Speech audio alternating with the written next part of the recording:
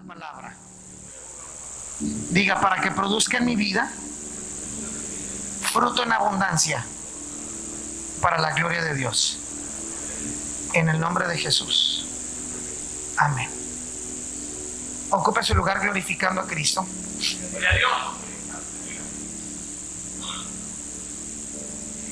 ¿Qué es lo primero que un país ataca de otro cuando entran en guerra?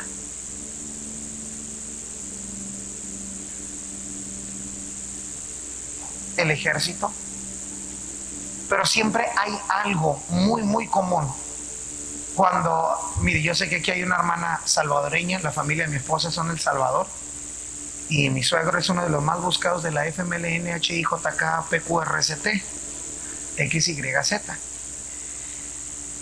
Me ha platicado que una de las primeras cosas que atacaban de los enemigos, y esto es igual en todos los países, es el armamento de los enemigos, en donde ellos tengan misiles, bombas, artillería, porque es una manera de defenderse antes de que los ataquen. Ahora vamos aquí a la pregunta sabrosa: ¿qué es lo primero que el diablo ataca del cristiano? Se vale equivocarse, no hay problema, venimos para aprender. ¿Qué es lo primero que el diablo ataca de un creyente? Su vida de oración.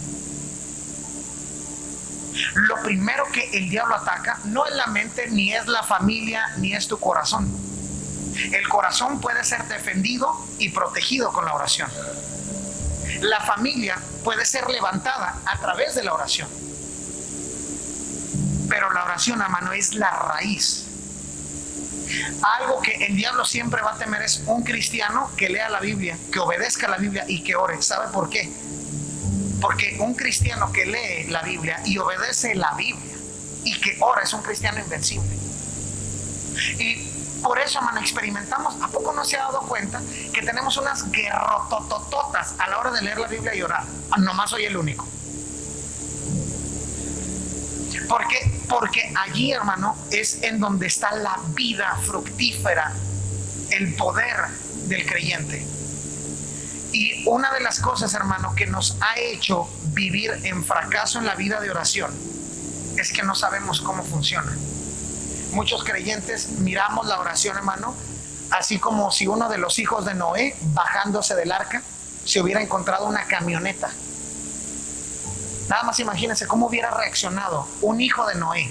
Se baja de la barca y se encuentra una camioneta, una 4x4, así de esas pesadotas. La iba a mirar y se iba a quedar.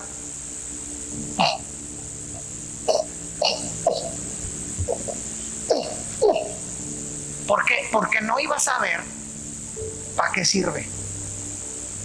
Y intuimos, tenemos una idea de que la oración es para pedir a Dios, pero el pedir, hermano, es nomás una cosita como de las 25 para los que la oración sirve. Y hoy quiero compartirle, con la gracia del Señor y la sabiduría del Señor, el poder y el propósito de la oración. Y antes de entrar así de lleno, quiero aclarar algunas dudas que es normal que a cualquier creyente le broten con respecto a la oración. La mayoría de nosotros venimos de la religión popular. Entonces, cuando íbamos a confesarnos y nos absolvían, sí nos absolvían, pero nos decían: te vas a ir a rezar. ¿Cuántos?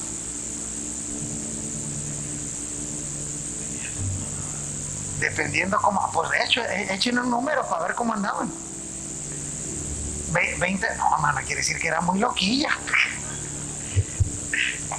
21 Aves Marías y 12 Padres Nuestros. Entonces, le voy a decir, hermano, uno de los daños más grandes que la religión católica le ha hecho a la espiritualidad de la gente es que le ha hecho sentir y creer que la oración es un castigo. Porque sentimos como que sí me perdona, pero pues me tengo que ganar el perdón con la oración. La oración, hermano, no es un castigo. Ahora, hay muchos, hermanos, que hemos venido al camino de Dios, pero ese sentimiento sigue enterrado en lo profundo del alma. Y por eso muchos creyentes como que le rehuyen a la oración porque lo sienten como algo que no es placentero, como que es un castigo, como que es un dolor. Y quiero empezar aclarando que la oración, hermano, no es un castigo. La oración es el privilegio más grande de la humanidad. ¿Qué es la oración? Repita después de mí, diga, la oración es comunicación personal con Dios. Dígalo fuerte, diga, la oración es comunicación personal con Dios. ¿Qué es la oración? Comunicación personal con Dios. Y quiero responder a varias dudas que existen. Ok, hermano, pero pues ¿para qué oro? ¿Pueden mis oraciones cambiar la mentalidad de Dios? ¿Pueden mis oraciones cambiar la decisión de Dios? La escritura dice en Malaquías 3:6, he aquí, yo Jehová no cambio. Dice la escritura que en él no hay mudanza ni sombra de variación. Dice la escritura que él es el mismo de ayer, hoy y por los siglos. Pregunta, ¿cambia Dios? ¿Sí o no? A ver, acabamos de agarrar 3 versículos, no 1, 3. ¿Cambia Dios? ¿Sí o no? No, él no cambia. Y le quiero dar 2 ejemplos. Supongamos que todos los cristianos del mundo nos juntamos a orar para que ya no hayan guerras. La escritura ya dejó aquí, hermano, plasmado que van a haber guerras y rumores de guerras. Si todas las iglesias del mundo oramos y ayunamos para que ya no hayan guerras, ¿va a haber respuesta a esa oración? No, porque ya está escrito. Pero, mire, yo tengo varios amigos pastores, de entre uno de ellos, el pastor Bravo, que tienen hijos ya sea en la fuerza judicial o en la militar, en un área de las Fuerzas Armadas. Entonces no podemos orar para que ya no hayan guerras, pero sí podemos orar, Señor, guarda a nuestros hijos, que regresen enteritos, Señor, que regresen cuerdos, que regresen sanos y salvos, Señor. Eso sí lo podemos orar, porque está dentro de la voluntad del Señor. Otra, dice la escritura que en los últimos días muchos van a apostatar de la fe. Apostatar quiere decir alejarse del camino. No podemos orar, Señor, que ya nadie se retire, Padre, que ya nadie te produzca esa decepción, que todos sean firmes. Ya está escrito.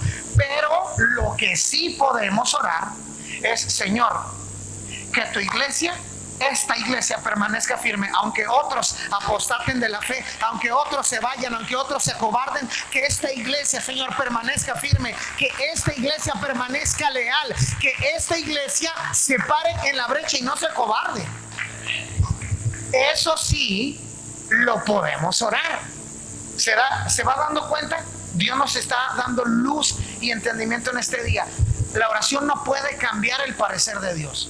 Ahora, si usted me pregunta, entonces, ¿para qué oro si la oración ni va a cambiar las cosas? No, espérame. Usted me estaba preguntando si va a cambiar a Dios.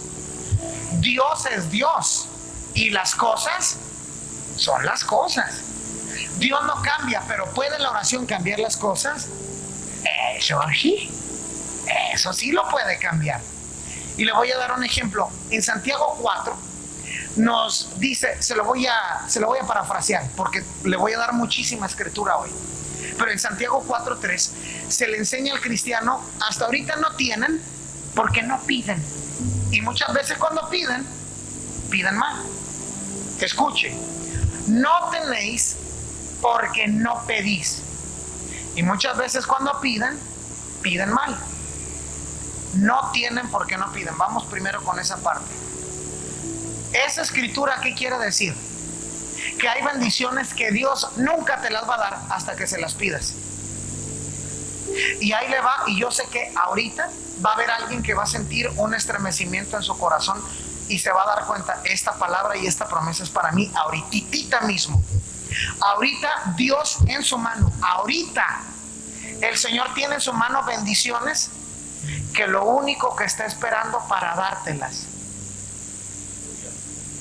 es que se las pidas. Ahorita hay bendiciones que Dios tiene en su mano y lo único que está esperando para dártelo es que tú le digas: Señor, por favor. Y el Señor te lo va a dar.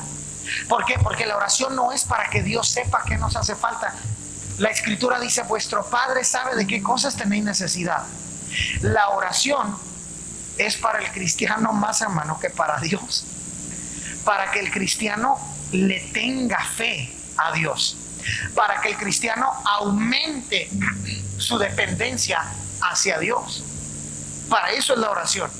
La oración cambia las cosas y hay cosas que no van a cambiar. Ahora alguien pudiera decir: pero Dios, ¿a poco no pudiera hacerlas sin nuestras oraciones? Claro que pudiera hacerlas, pero Él ya dejó escrito cómo es que las cosas van a funcionar en este mundo. Y Él nos ha dejado como mandato orar sin cesar. Y hermano, una de las cosas poderosísimas que la iglesia pudo aprender a través de los apóstoles y los apóstoles de Cristo es una vida de oración. Cristo, hermano, resucitó muertos, multiplicó los alimentos, sanó enfermedades sin parar, hermano. Era desde que se levantaba hasta que se iba a dormir haciendo milagros, de tal manera que la Biblia dice que si se hubieran registrado todos los milagros de Jesús, no cabrían en todos los libros del mundo. Era una exageración, hermano, era sin parar. Lo que nosotros tenemos en la Biblia de sanidades y de milagros de Dios es bien poquito, hermano, es un resumen chiquititito. La vida de Cristo era milagro tras milagro y sanidad tras sanidad. Y los discípulos no le preguntaron: enséñanos a levantar muertos ni a multiplicar comida. Le preguntaron: enséñanos a orar, porque ellos vieron que la relación del poder de Cristo estaba directamente conectado a la oración. Y otra pregunta y otra duda para alguien que diga: hermano, pero yo no sé orar. Romanos 8:26. Me gustaría que este versículo lo leyera conmigo. Romanos, Mateo, Marcos, Lucas, Juan, Hechos, Romanos 8:26.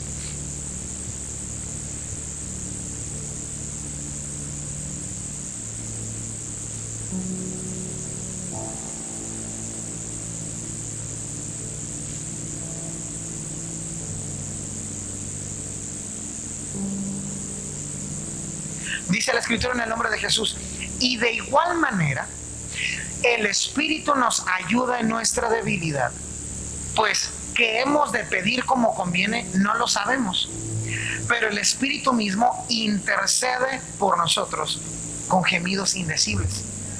Mas el que escudriña los corazones sabe cuál es la intención del Espíritu, porque conforme a la voluntad de Dios intercede por los santos. ¿Sí comprende o no comprende? ¿Qué quiere decir esto? A veces, hermano, oramos por tonteras, es la verdad. Y yo he llegado a cometer este error. A veces no discernimos bien la voluntad de Dios, o a veces, hermano, estamos orando muy manipulados por nuestra carnalidad. Pero, hermano, Dios le ha dado al ser humano todo para tener una vida de oración exitosa, una vida de oración floreciente, una vida de oración profunda y significativa. Porque aun cuando oramos tonteras, hermano, o cosas que no nos convienen, incluso pueden llegar a ser dañinas, Dios nos ama tanto que su Espíritu, hermano, antes de que nuestras oraciones suban al trono de la gracia, arregla tus oraciones. Y cuando suben delante del trono, ya suben perfectas. ¿Cuántos glorifican al Señor? Dios nos ha equipado, hermano, y nos ha dado todo para tener una vida de oración que sí funciona de acuerdo a la voluntad de Dios. Ahora, ¿por qué Dios no responde algunas oraciones? Porque no oramos en su nombre. Ah, caray, ¿cómo, hermano? Sí, siempre al final de mis oraciones digo: en el nombre de Jesús o en el nombre de Jesucristo. En el nombre de Jesús, hermano, no es el abracadabra cristiano. El agregarle a cualquier oración o a cualquier cosa que yo diga en el nombre de Jesús no quiere decir que las cosas van a pasar. Ahí tenemos de ejemplo a los hijos de Seba, que le dijeron al endemoniado: en el nombre de Pablo y en el nombre de Jesucristo, el Dios que predica Pablo. Y el endemoniado, hermano, bueno, los demonios de adentro tenían a aquel hombre bien poseído, y dice que volteó y les dijo: yo conozco a Pablo y yo sé quién es Jesús, pero ustedes, ¿quién son? Y dice la Biblia que brincó sobre ellos, hermano, y les arrancó todo lo que se llama ropa. Y salieron, hermano, por la calle, corriendo así como Dios los trajo al mundo. Pero ¿por qué se invocaron el nombre de Jesús?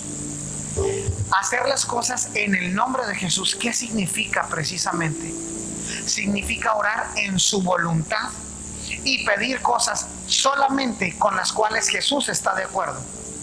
Una frase que nos puede ayudar ahorita a nosotros a entender qué quiere decir en el nombre de Jesús. Quiere decir de parte de Jesús. ¿Cómo así? Porque la Biblia fue escrita en el tiempo de los reyes. Entonces, cuando el rey David o el rey Salomón mandaban a algún agente de gobierno a alguna provincia y decía: requiero de esta provincia 10 talentos de oro y 500 caballos para el ejército del rey, la gente tenía que acatar y el pueblo tenía que obedecer. ¿Por qué? No porque el rey se llamara David o porque el rey se llamara Salomón, sino porque Salomón y David era el nombre que representaba la persona, y esa persona era el rey, y esa persona tenía autoridad sobre toda la nación. Entonces, cuando yo oro, le voy a poner un ejemplo. Si usted sabe que la voluntad de Dios es que perdonemos a nuestros enemigos y que amemos a los que nos maldicen, que amemos a los que nos aborrecen y que le hagamos bien a los que nos quieren mal.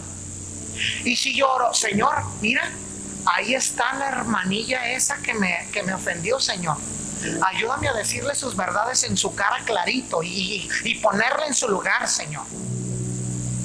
Esa oración no está en la voluntad de Dios. Mire, delante de Dios le digo, lo que le voy a decir es una historia real. Delante de Dios, una vez entré a una tiendita salvadoreña ahí en Santa Ana, hace como unos 10 años, y estaba la dueña de ahí con una guarizama, un machetote así de fuera. Y entramos un amigo y yo porque íbamos a comprar unas cositas, y luego dice: ¿no vieron un fulano así, que se veía así, andaba vestido de negro? No lo vimos. ¿Por qué? Dice: ay, es que como me cae gordo, dice, y ahorita que lo vi entrar, yo saqué el machete y dije: en el nombre de Jesús, toma, hijo de tal por cual. Delante de Dios, que no es un invento, hermano, hasta es tomar el nombre de Dios en vano. ¿Qué es? Decir: Señor, en el nombre de Jesús, una mansión en Calabaza, Señor, de 14 recámaras y un Audi R8, Señor, en el nombre de Jesús. ¿Quiere decir que Dios me va a dar cualquier tontera que yo pida y cualquier cosa que yo diga? No. La oración, hermano, y aquí vamos al Padre nuestro: santificado sea tu nombre, venga tu reino, hágase tu voluntad. Hacer las cosas en el nombre de Jesús y pedir las cosas en el nombre de Jesús es pedir puras cosas que sean en la voluntad de Dios. Y si usted dice: uy, no, pues así, que chiste, o sea, la oración no es para que Dios haga las cosas que yo quiera, se equivocó de religión. Aquí no es pare de sufrir, hermano. Ese está para el otro lado. Aquí no estamos, hermano, para hacer nuestra voluntad. La oración no es para que Dios haga mi voluntad. La oración es para que Dios haga su voluntad y para que Él me dé a mí el poder y las ganas y la fuerza para hacer su voluntad, no para hacer tu santa voluntad, que de santa no tiene nada. Es para hacer la voluntad de Dios.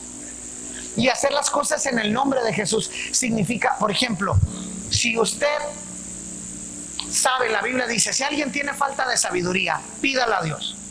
Dios quiere hacernos sabios, ¿sí o no? Ajá, esa es su voluntad.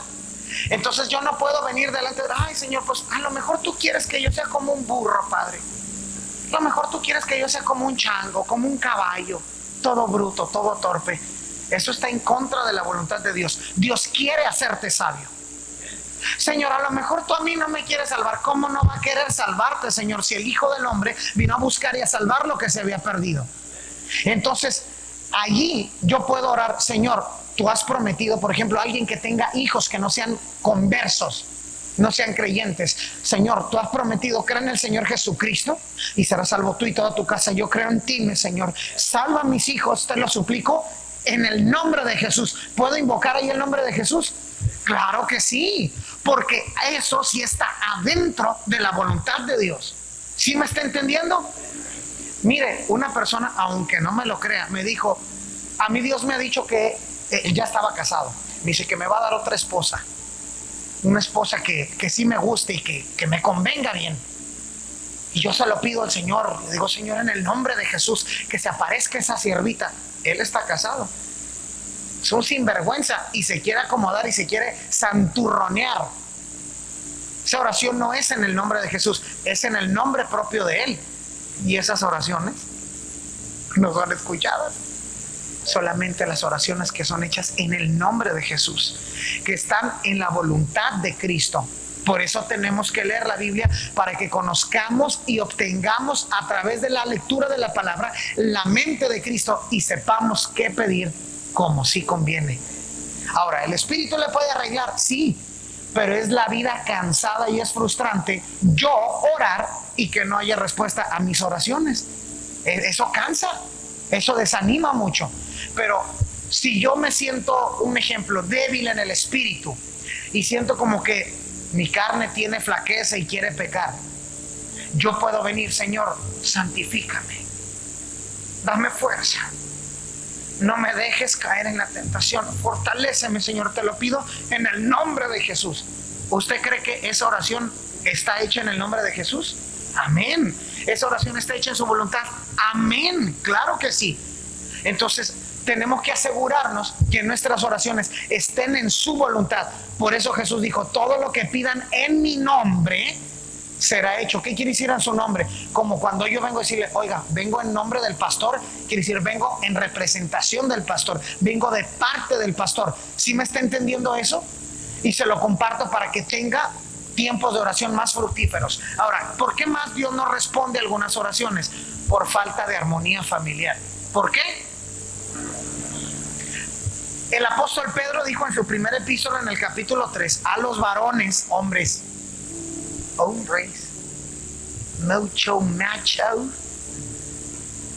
que le dé honra a su esposa como a vaso más frágil, para que nuestras oraciones no tengan estorbo. ¿Qué quiere decir? Yo me puedo poner mi corbata, hermano, y hablar muchas lenguas y correr como loco, y que Dios me usa bonito, gloria a Dios, y que canto bonito, gloria a Dios, pero si yo no trato bien a mi esposa, mis oraciones no salen del techo. ¿Por qué? Porque somos una sola carne, y porque Dios no está de acuerdo en que maltrates a la mujer que Él te regaló, que Él te dio. Ahora, ¿qué quiere decir? Que las hermanas no van a respetar al esposo, al cabo ellas son mujeres. No, espérese poquito. Si de hecho, una de las cuestiones, hermano, de el velo, cuando Pablo habla acerca del velo, dice, por causa de los ángeles. ¿A qué se refiere?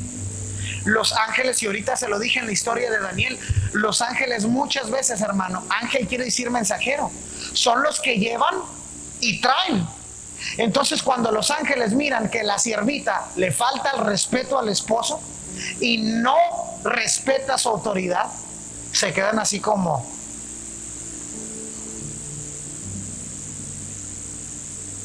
Entonces tiene que haber armonía en la casa para que mis oraciones funcionen. Y sabe que un hombre, hermano, que no trata bien a su esposa y no la respeta, hasta está corriendo el riesgo de irse al infierno.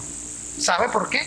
Porque si mis oraciones están siendo estorbadas, aunque yo le diga, Señor, perdóname, sálvame, limpia mi pecado, mis oraciones están siendo estorbadas. ¿Qué quiere decir? Tiene que tratar bien a su esposita, sí o sí. Pero es que ella me provoca. ¿A ti qué te importa?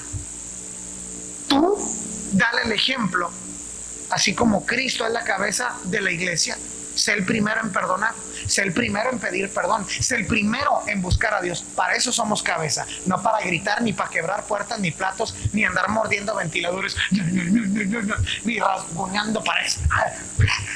No es para eso que somos cabeza y que somos hombres.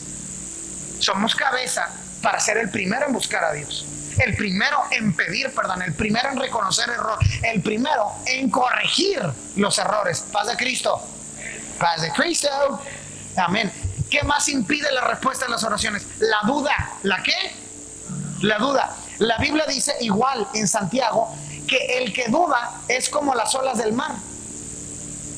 Dice, el que pide con duda, que ni piense que Dios le va a responder. ¿Por qué? Porque a Dios le desagrada la incredulidad. Sin fe es imposible agradar a Dios. Mire, nosotros como padres, dice la Biblia, somos malos. ¿Cómo somos? Y a pesar de que somos malos por nuestros hijos, como los amamos, hacemos muchas cosas buenas. Dice el Señor Jesucristo, ¿qué padre de alguno de ustedes, si su hijo le pide un huevito, le va a dar un escorpión? O si su hijo le pide pan o pescado, le va a dar una serpiente. Nadie, hermano, nadie va a hacer una diablura de esas, porque amamos a nuestros hijos. Dios, hermano, es mucho mejor padre que nosotros. Y si usted le pide un panecito a Dios, yo le aseguro que a mi Dios no le va a dar una culebra. Si usted le pide un huevito a Dios, yo le aseguro que Dios no le va a dar escorpiones, porque Él es bueno. Dios es más bueno de lo que usted piensa. No pida con duda. Una hermana en nuestra iglesia, su esposo era un tremendo alcohólico y ella oraba por él, y cuando él se volvía a portar mal, le decía a veces a las hermanas, no, yo ya sabía que Dios no le iba a cambiar. Estaba pidiendo con duda, y a Dios no le gusta, hermano. Si de hecho una de las cosas principales de la oración, me atrevo a decir, por las cuales Dios inventó la oración, es para que el corazón del ser humano confíe en Él, que el ser humano dependa de Él. Entonces debemos pedir con fe. Ahora, ¿qué más produce que mis oraciones tengan estorbo? Diga, desobediencia. ¿Qué? Proverbios 28, versículo 9. Léalo conmigo, este versículo está de mucho cuidado, se lo tiene que aprender de memoria, hermano.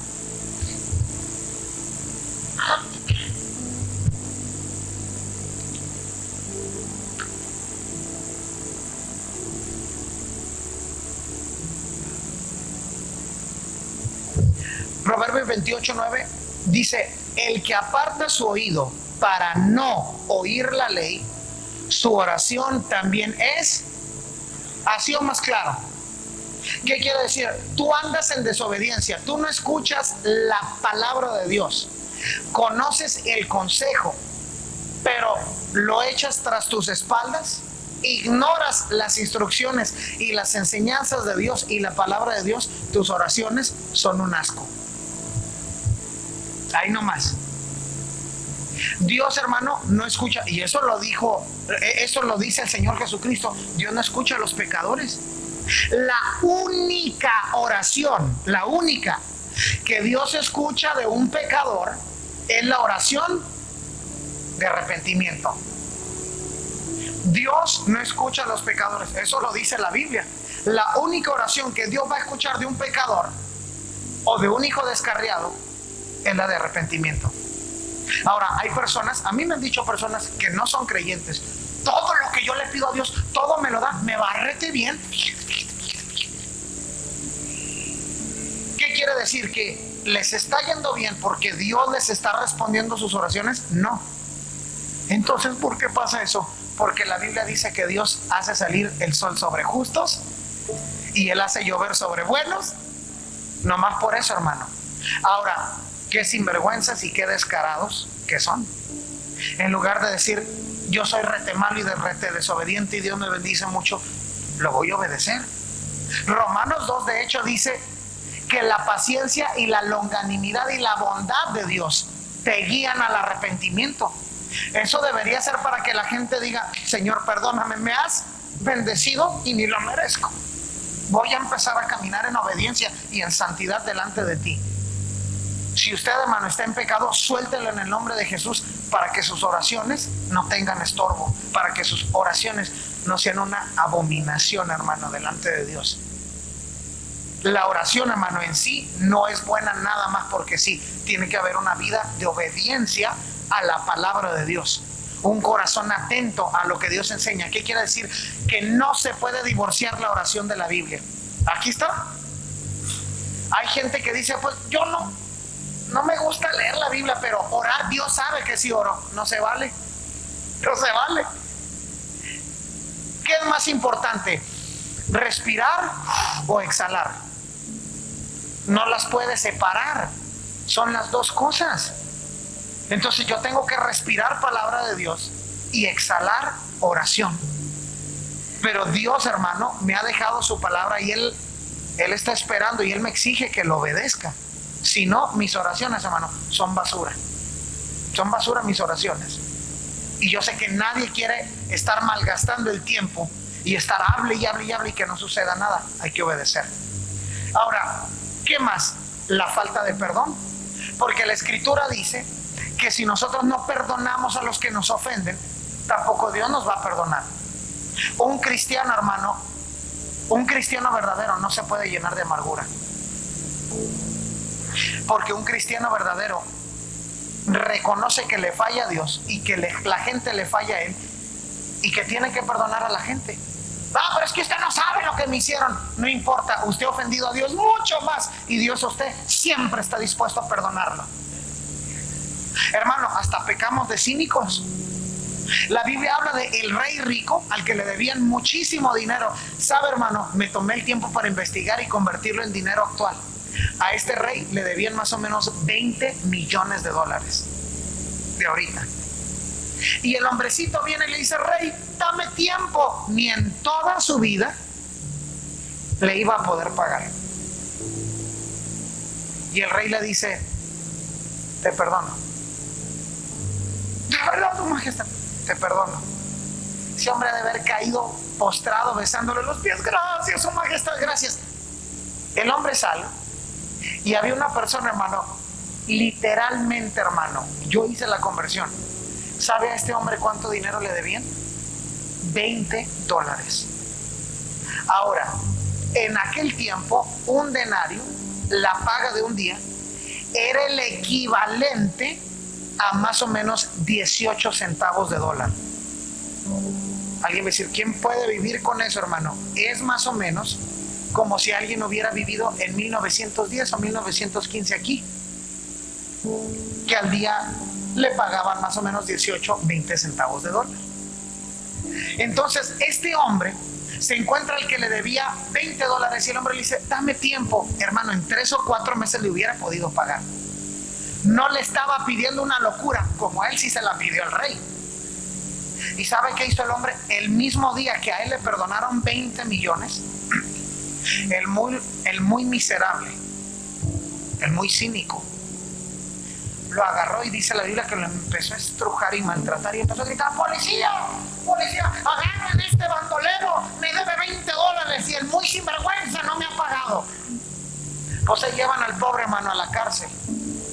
Pero otros siervos del rey vieron eso y se quedaron sorprendidos por lo que habían presenciado esa misma mañana, y ahora en la tarde este bárbaro cínico no quiso perdonar una deuda. Fueron y le dijeron al rey, su majestad, ¿se acuerda del hombre al que le perdonó los 20 millones? Pues como no me va a acordar si era una lana. Claro que me acuerdo. Ande, su majestad, no va a creer lo que pasó. A él le debían $20 y no quiso perdonar. Le puso unas cachetadas al hombre y lo mandó a meter a la cárcel. Y ahí está el pobre mascando barrote. Y dice el rey, váyanme a buscar a ese hombre y tráiganmelo. Y cuando llegó, lo mandó a la cárcel y dijo, no vas a salir de ahí hasta que pagues el último cuadrante, el último centavo.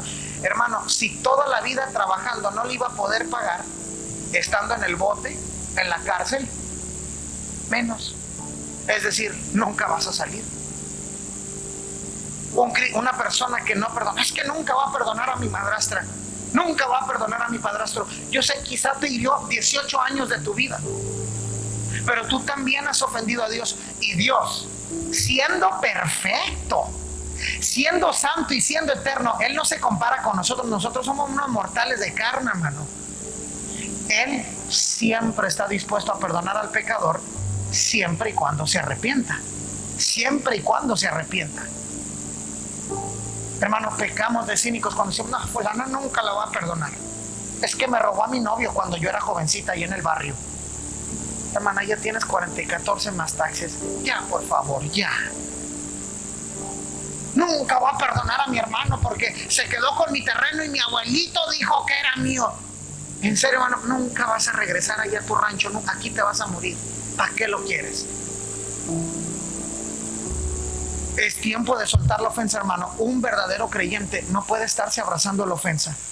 Ahora, ¿qué más hace que nuestras oraciones no tengan respuesta? La vana repetición. Es decir, orar sin corazón, sin quererlo decir. Y pensar que nomás porque estamos diciendo las cosas, Dios nos va a oír. Jesucristo dijo, cuando oren no digan vanas repeticiones, porque no van a ser oídos. Y muchas veces, hermano, pecamos de vana repetición cuando cantamos. Hay que tener cuidadito, mis hermanos. Paz de Cristo. Porque podemos estar cantando, Cristo, yo te amo. Y acá adentro estar pensando, no hemos ido a los tacos que nos dijo mi prima Juancha. Eso es como que mi esposa viene bien enamorada y me agarra así de los cachetes y me dice, ay, mi amor, ¿cómo te amo, mi reycito, te amo. Y yo volteo y le digo, yo también te amo. Me va a decir, no, que te nazca, ¿sí o no? Bueno, ahí le va. Si usted no quiere palabras hipócritas de la gente, ¿qué le hace creer que Dios sí quiere palabras hipócritas suyas? Que las diga sin sentirlas. Entonces no se vale orar el Padre Nuestro. Sí se vale, siempre y cuando de verdad, dice la Escritura, voz de Jehová que truena sobre las aguas. Aleluya. Sí se vale siempre y cuando usted sí quiera decir lo que está diciendo. Amén. Ahora, ¿qué más? La hipocresía, diga la hipocresía. El Señor Jesucristo dijo, cuando oren no sean como los hipócritas que orar en las esquinas de las plazas y en las sinagogas para ser vistos de los hombres. ¿Qué quiere decir eso? Que no se vale orar en voz fuerte en la iglesia. Sí se vale, siempre y cuando usted también esté buscando a Dios en el secreto. Porque Jesucristo dice, oren en el secreto y van a recibir recompensa en público. Eso es, voy a regresar al ejemplo de mi esposa, que yo le ando aplicando la ley del hielo. ¿Sí saben qué es la ley del hielo, verdad? No hablarle, no dirigirle la palabra. Ella, yo me levanto, no le doy ni los buenos días, ni un besito, ni un abrazo. Pasa por un lado de mí, ni la volteo a ver. Y aquí delante de ustedes, yo ando, vente mi amorcito, siéntate mi reina chula, bella, preciosa. Te traigo una botella de agua. ¿Con qué más te ayudo, mi amor? Me va a quedar viendo y me va a decir, ¿qué trae, ridículo? Háblame allá en la casa. Trátame bonito allá en la casa. Respétame y ayúdame y dame esa ternura allá en la casa. Aquí lo haces para que la gente te vea, hipócrita. Eso es lo mismo que usted hace cuando en toda la semana no le dirige la palabra a Dios y aquí quiere orar muy recio. No hay que hacer eso. ¿Se vale orar fuerte? Sí lo puede hacer, siempre y cuando sea genuino, siempre y cuando de verdad esté buscando al Señor en su casa. Así sí se vale. Paz de Cristo. ¿Verdad que está muy clarito? Ahora le voy a compartir algo, hermano, que me acaba de volar la tapadera, una revelación que Dios me dio en la Escritura, que me bendijo mucho y yo espero y oro que le sea de mucha bendición. Vaya conmigo a segunda a los Corintios capítulo 12. Obviamente es una escritura del apóstol Pablo. Segunda a los Corintios, capítulo 12, versículo 7. Segunda a los Corintios 12, 7. Ahora, volteé para acá y le voy a poner poquito en contexto antes de que leamos la escritura para que lo entienda. Les voy a contar un chiste muy bonito que el otro día me platicaron. Primero me dio coraje porque me agarraron fuera de onda y luego me gustó mucho y me dio mucha risa. Yo creo que todos amamos al apóstol Pablo, ¿sí o no? Y queremos conocer a Cristo, y luego después de conocer a Cristo y estar unos 10 millones de años a sus pies adorándolo, queremos ir a tomarnos un cafecito con el apóstol Pablo ahí en el cielo, ¿sí o no? ¿Verdad que no soy el único? Bueno, entonces yo amo al apóstol Pablo, hermano, todos lo amamos. Y viene un hermano, me sacó de onda y primero me hizo así como que renegara, y él me dice: a ver, hermanito, siéntese. Porque viene y me dice, y es lo que les quiero platicar, me dice: ¿usted sabía que Pablo nunca se convirtió? Dije: caray, ¿cómo? Me lo dijo muy seguro. Mire, yo estaba ocupado, hasta dejé lo que estaba haciendo. Y volteé y le dije: a ver, ¿cómo dice, hermano? A ver, siéntese, vamos a hablar. Y así como que me sulfuré poquito, hermano. Y me dice: el que se convirtió fue Saulo de Tarso. Sí, es cierto. Se me hizo muy bonito, se los quería compartir. Y sí es cierto, Pablo era Saulo de Tarso. Ahora, cuando Pablo era Saulo de Tarso, antes de que Cristo se le revelara, Cristo se le apareció. Y Pablo vio a Cristo en persona, ¿sí o no? Sí. Si no, no hubiera podido ser apóstol. Porque uno de los requisitos para ser apóstol de Cristo era haber visto a Cristo en persona. Entonces Pablo miró a Cristo, y las personas que iban con Saulo de Tarso, ellos vieron una tremenda luz y un tremendo trueno, pero no se les reveló la voz de Cristo, ni pudieron ver a Cristo, nomás vieron el tremendo relampagazo. Pero Pablo sí lo vio, porque Cristo se le estaba revelando a él, no a la gente. ¿Me va siguiendo hasta aquí? Fue de tal manera, hermano, que Saulo de Tarso, quedó ciego 3 días. Dios le habló a un hermano que se llamaba Ananías, no el de Ananías y Zafira, era otro Ananías, y le habló y le dijo: Pablo está en tal casa, ve y ora por él para que recupere la vista. Va y le dice: mi hermano Saulo, Cristo me dijo que viniera a orar por ti para que recobres la vista. Ora por él, y Pablo recupera la vista, pero quedó tocadito de los ojos. Y le salían como escamas. ¿Alguien sabe qué es psoriasis? ¿Alguien sabe qué es psoriasis? Son como unas escamas que salen de la piel, hermano. Es un problema en el sistema inmunológico que se le hace como una heridita y se le hace en la cáscara y no deja de hacerlo. Así sigue y así sigue y así sigue y así sigue. Algo más o menos así le pasaba al apóstol Pablo, pero en los ojos. Y era una comezón y era una aflicción, hermano, tan tremenda que hasta Pablo dice en segunda a los tesalonicenses, de unos hermanos que se habían acercado con Pablo y le habían dicho: ay, apóstol Pablo, yo quisiera, le dijeron los de Tesalónica, quisiera sacarme mis ojos para dárselos a usted, porque usted es un siervo de Dios. Se querían mucho, hermano. Y Pablo les dice: llegaron a serme muy queridos, así como una mamá cuida a su bebecito, así los quiero, les dice Pablo. Bueno, Pablo quedó tocadito, hermano, por esta razón. Pablo, hermano, aparte de ser apóstol y maestro, era como un científico de la Biblia, hermano. Tenía un nivel de ciencia espiritual exageradísimo, hermano.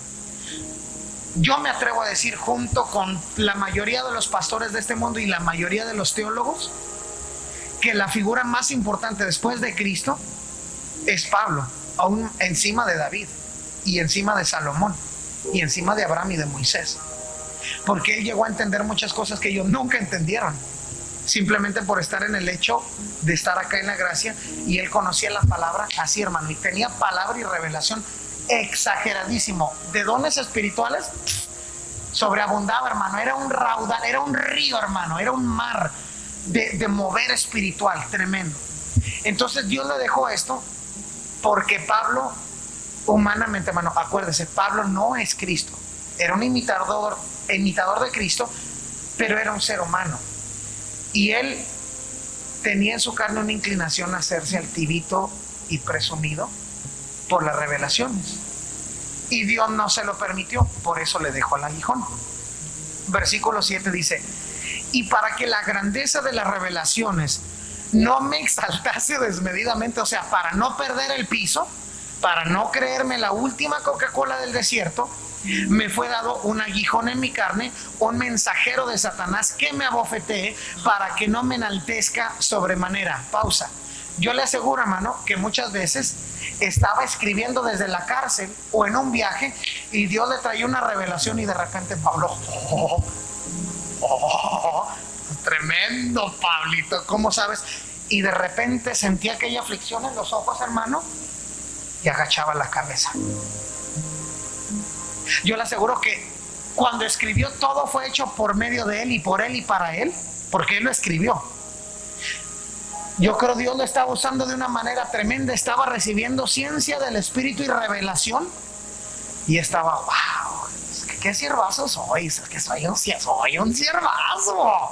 O sea, ya ni Pedro, sí, eso que Pedro caminó con Cristo. Y de repente, hermano, aquello venía. Y yo le aseguro que agachaba los hombros y la cabecita y decía: todo fue por medio de él. Y es para él, no es para Pablo, es para él.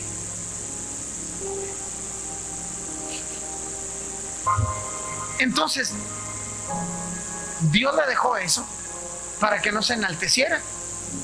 Y dice: respecto a lo cual 3 veces he rogado al Señor que lo quite de mí. ¿Cuántas veces le oró Pablo al Señor para que lo sanara?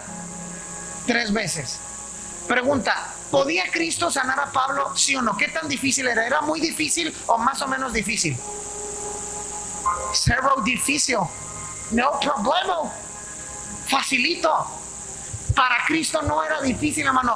Cristo amaba a Pablo. ¿Usted cree que no tenía en la parte emocional el deseo de sanarlo?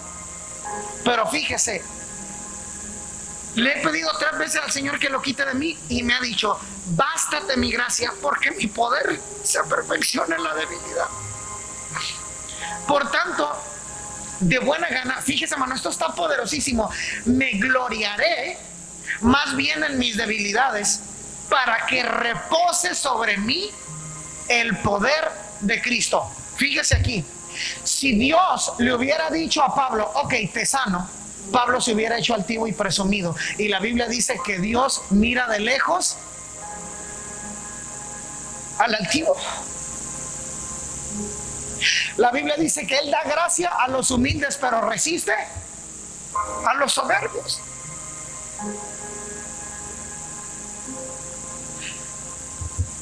Cuando Dios, hermano, ahí hay una cantante muy famosa, Chipote con Sangre. Algunas de las personas más ignorantes de la Biblia son sus cantantes favoritos, siempre y cuando no se llamen Fernando y se apelliden gallegos. Pero salió y dijo: no aceptaremos su no por respuesta. Y quedó en ridículo delante de toda América Latina, porque Dios le dijo no. Dios es soberano, hermano. Y usted a mi Dios no le va a decir: no me vas a decir que no. ¿Quién crees que eres, pedazo de tierra? Somos barro, hermano, eso somos. Somos hechos del polvo. Él es el creador. Nosotros no somos Dios, hermano. Solamente hay un Dios y no eres tú, es Jesucristo. Él es el único Dios verdadero y a Él se le sujeta y se le respeta, y lo que Él dice, esa es la voluntad que se va a hacer, aunque diga que no. Aunque diga que no. Pero quiero que se fijen en esto, porque aquí hay un poder tremendo. Si Pablo se hubiera hecho soberbio, porque ya no tenía aguijón en la carne y las revelaciones, se hubiera hecho soberbio y altivo, y el poder de Cristo trayendo revelación y sanidades y todo lo que hizo no hubiera operado en Pablo. ¿Qué quiere decir? Que aun cuando Dios responde que no a una oración, es porque en la respuesta no, el poder de Dios se va a manifestar mejor por los resultados. Si Pablo hubiera sido sanado, el poder de Dios no se hubiera movido igual en su vida. Dios se hubiera alejado de él. Porque Pablo era un ser humano, hermano. Lo amamos y todo, pero era un ser humano como nosotros. Y él se hubiera hecho soberbio, y ¿sabe qué? No hubiéramos sido, quizás no existiría la mitad del Nuevo Testamento que escribió Pablo. Ahí nomás le dejo eso.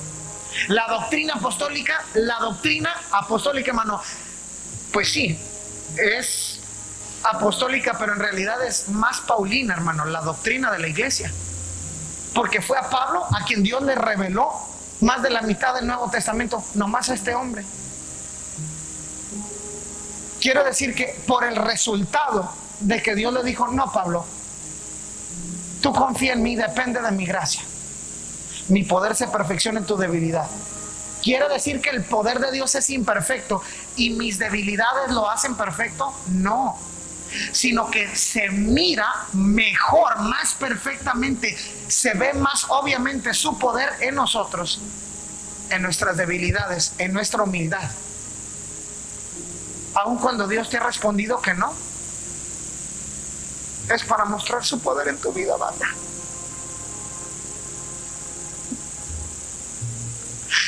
Un no de Dios es más hermoso y más poderoso que 1000 sí humanos. Uno de Dios, hermano, tiene más sabiduría que 1,000,000 de sí humanos. Uno de Dios, hermano, tiene el poder para manifestar su poder. Dice: para que repose sobre mí el poder de Cristo. ¿Qué quiere decir? Que si Dios lo hubiera sanado, el poder de Cristo no hubiera reposado en la vida de Pablo.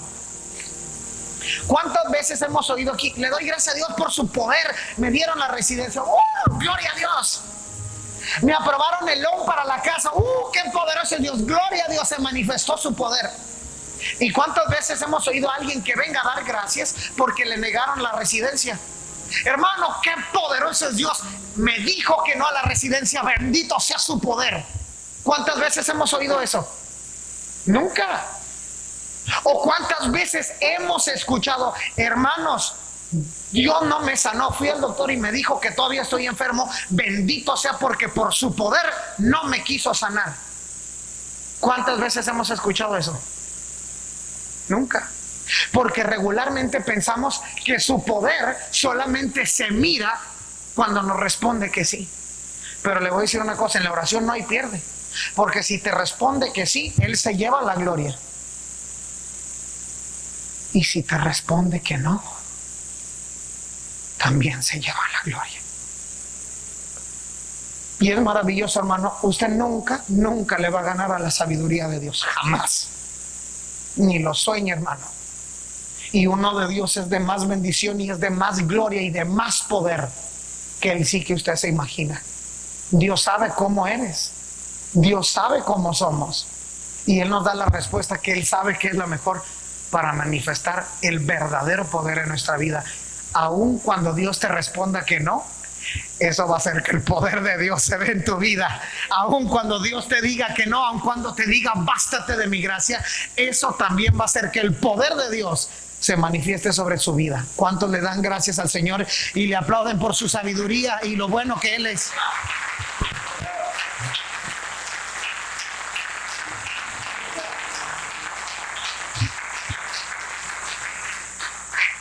Oigan, voy a tener que regresar pronto porque no voy ni a la mitad y ya llevo como 1 hora. Padre Santo, ¿se está gozando en la palabra? No los estoy aburriendo. Gloria a Dios. Qué hermosa es la palabra. ¿Cuántos dicen amén? Denle un aplauso a la palabra de Dios.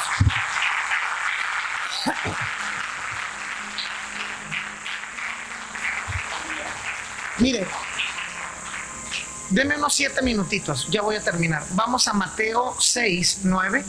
Yo sé que todos sabemos esta de memoria, pero le voy a compartir unas 2 o 3 puntos bien claves de lo que el Señor me mueva mi corazón. Ay, no, es que siento que me pasa como el apóstol Pablo. Dice la Biblia, hermano, ¿sabe por qué se cayó aquel muchacho de la ventana? Porque dice que Pablo hablaba mucho. Pero también el muchacho, qué bárbaro, hermano, ¿cómo se le ocurre acostarse ahí? Le pegó el vientecito, pues se quedó fondeado y se quedó bien, decimos los mexicanos, se quedó bien rolado, se quedó bien dormido, Pues ándele, nomás se cae el tercer piso, nomás se murió. Lo bueno que estaba bien ungido el apóstol Pablo, hermano, y Dios lo usó para resucitarlo, pero ahí se reventó el coco aquel muchacho. Ay, Dios. Aquí usted no se va a caer, mira, ahí está en la banquita. Mateo 6:9. Vosotros pues oraréis así: Padre nuestro que estás en los cielos, santificado sea su nombre. Atención aquí. Nada más le voy a compartir esta palabrita, Padre. En arameo, hermano, todos sabemos que la palabra Padre es Abba. Traducido al español moderno, sería como papaito, papacito, papi, papito, pa. Y no creo, hermano, yo también sentiría raro decirle a Dios papi. He oído gente que lo hace, no tiene nada de malo. Pero no se refiere, hermano, exactamente a la palabra papi o papaito o papacito o papito. Se refiere al nivel de la confianza profunda con la que le puedes hablar a Dios. ¿Sabe? La escritura dice, y la ocasión pasada de hecho les compartí acerca del ADN del cristiano. Dice la escritura, a los que le recibieron, a los que creen en su nombre, les dio la potestad de ser hechos hijos de Dios. Hijo, Abba. Hijo, Padre. Hijo, Papá.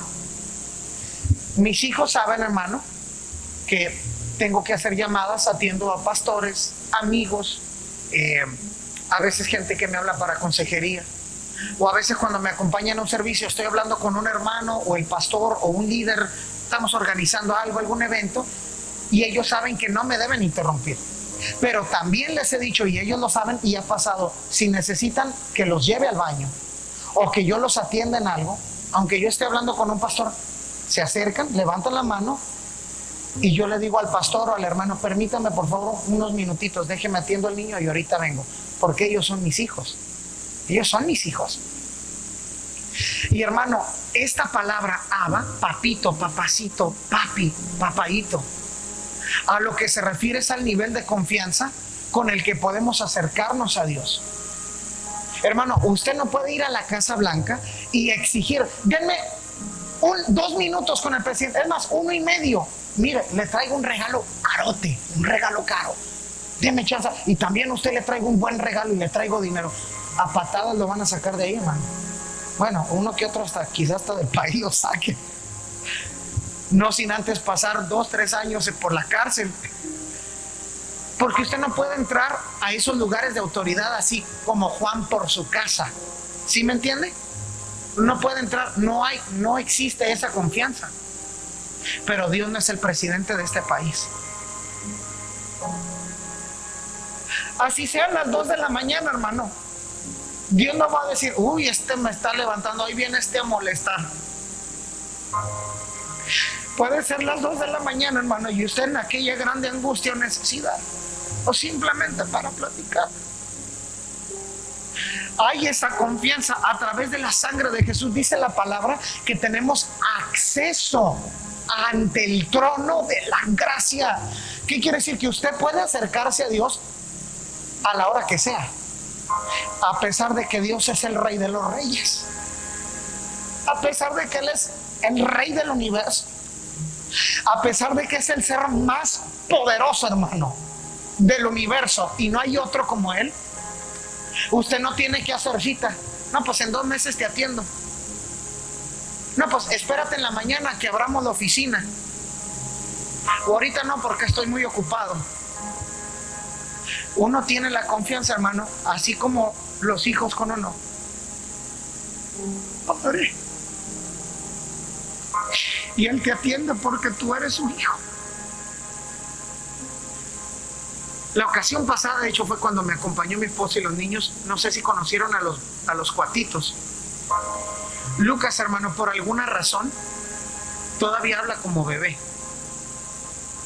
Hay palabras que no dice bien, sobre todo la R, como church, en lugar de decir church, dice church. En lugar de decir my tummy hurts, dice hurts. Y a mí me encanta oírlo, hermano, porque le estoy viendo ahorita la carita y la cara de bebé ya se le está quitando y me da tristeza, porque uno quisiera que se quedaran así para siempre. Y cuando me habla, hermano, yo a veces de adrede nomás le saco plática solo para escucharlo.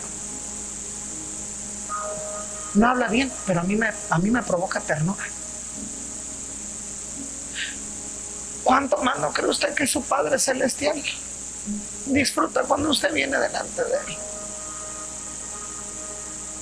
Yo le aseguro, hermano, que Dios ha de recargar su codo en el trono y sonríe escucharlo hablar, aunque a veces digamos burrada y media, hermano. Ahora, no hay que hacerlo, hay que aprender la palabra para pedir conforme a su voluntad. Pero yo le aseguro, hermano, que su corazón se deleita y se derrite de ternura cuando nos mira entrar delante de Él. Porque eso es lo que Él quiere. Para eso nos hizo sus hijos. Para eso nos da la confianza. Mire, hay gente, hermano, a la que le platicamos nuestros problemas y no les interesa. Hay gente a la que le platicamos, a veces le platicas a tu primo tus problemas porque dices, mi primo tiene lana, él me va a ayudar. Ni le interesa, es rete tacaño. A veces lo haces para desahogarte. Pero ¿sabes qué? Hay gente a la que le platicamos los problemas y no les interesas. Dios no es así. La Biblia dice que Él inclina su oído a tu oración. ¿Sabes qué quiere decir eso? Mira, no es lo mismo que el varón me diga, hermano, le quiero platicar un problema así, y que yo esté con mi teléfono acá, ajá. A que él me diga, mira, le quiero platicar algo, y que, ¿sabe qué quiere decir inclinar el oído? Hacer esto, dígame. ¿Qué quiere decir este gesto, esta comunicación no verbal? Quiere decir, le estoy dando toda mi atención. Lo que usted me dice es importante. Le estoy dando, a lo que usted me está diciendo, le estoy dando importancia. Así es como Dios escucha tus oraciones. Él inclina su oído a tu oración. En cambio, ¿cómo se siente un padre? Yo sé que aquí hay padres y adultos que sus hijos nunca los buscan. Y cuando te buscan, ya saben, ¿qué ama? Está en la casa, es que le quería preguntar si puede cuidar a los chamacos. 2 horas nomás. 2 horas, dile que es un día y medio. ¿Cómo te sientes cuando tus hijos nunca te hablan? Pero cuando te hablan, tú ya sabes, necesita que le preste 250. ¿Un poco no se siente uno usado? ¿Cómo cree que se siente Dios? Cuando le echamos un puño de tierra, hermano, y lo echamos al olvido. Ahora, aún así, Dios siempre está dispuesto, hermano, y listo para escucharnos. Y hoy vamos a venir a tomar un compromiso delante de Dios, a estar orando todas las noches, hermano, los próximos, lo que falta de mayo y junio, 12 minutos todas las noches. Alguien me dice, oye, ¿para qué poquillo, hermano? No ora ni un minuto, hermano, 12 minutos aunque sea. Ahora, yo le aseguro, se lo aseguro en el nombre de Jesucristo, que Dios va a ponerte inspiración y vas a decir, pues voy a empezar el mínimo 12 minutos, y de repente te vas a dar cuenta, oré media hora, oré 35 minutos, y Dios te va a ir moviendo el corazón y te va a inspirar y te va a llevar profundo, porque Dios, hermano, viene por una iglesia, pero una iglesia enamorada. Nada más imagínense, hermano, cómo se sentirá el amado de la iglesia cuando mira que la iglesia le coquetea al mundo y ahí anda platicando con otros fulanos, pero que el novio le dice, quiero venir a visitarte, tengo muchos compromisos, mis papás no me dejan salir. ¿Cómo cree que se siente el amado? Oye, me gustaría invitarte a cenar. Ahorita tengo el sketch muy complicado. ¿Cómo crees que se siente el corazón de Dios? Dios, hermano, va a venir por la iglesia cuando esté bien enamorada de Él, sin mancha y sin arrugas. Por eso Cristo no ha venido por la iglesia, porque la iglesia, ahorita, así como estamos hablando, no está lista. Pero tenemos que alistarnos para el regreso de nuestro Rey. Póngase de pie y venga hacia el altar.